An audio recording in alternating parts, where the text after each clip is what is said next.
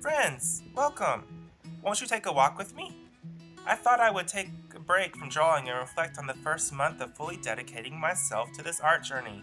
To keep track and not go on tangents, I will be using the top 3 format, so buckle up and let's go. Tip number 1 is watch your posture. I'm currently living temporarily with my grandfather since moving back stateside. As such, I'm without my desk among other things that make working so much easier. I'm grateful to be able to live with my grandfather while I get back into the swing of things here, but it is not an art studio. As you can see, I'm working at a folding table in a small, spare room. The table is a little short for me, and I end up resting my elbow as I work on my iPad, or use the drawing tablet. I put too much weight on it, and now it's been hurting me quite badly to the point I don't want to do anything, and I'm having trouble sleeping. Back in the US also means no health insurance at the moment, so no doctor. Yay! Tip number 2 is try different things. Back in Japan, I had a nice Huion 4K drawing tablet. Now, I'm stuck drawing with this. Drawing on the screen, there's no disconnect between the hand and the eye. This thing, however, I can't seem to get it to do what I want. I've tried angling it, and for a good number of days, I've done my warm-up and penmanship practice on it. This isn't the first time I've used this type, but every time I do, I forget how much I don't like them. I know there are artists who make great work using these things, so I'm sure it's user error. The user is quite stupid.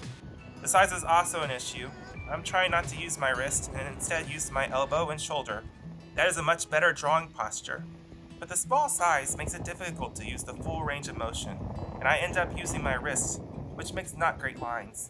The final tip number 3, is the old Greek adage, nothing too much. Upon leaving my job in Japan and returning to the States, I found myself without the structure of the school day and the freedom to draw all day.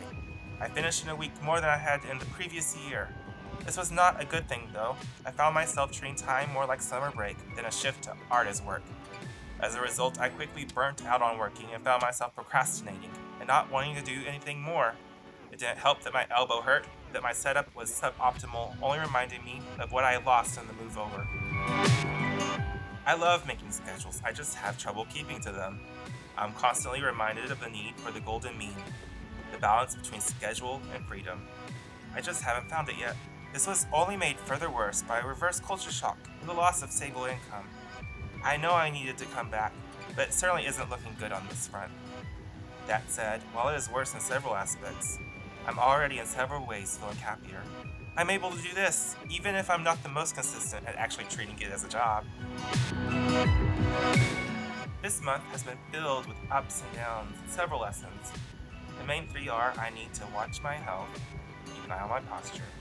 I need to try out many different things to see what works and what doesn't. And I need to check that I'm doing both enough and not too much and to stay consistent in that. If you want to help in this journey, I would greatly appreciate it if you subscribed to the channel. Also like the video, it helps me keep going. Comment with any advice you may have. Till next time.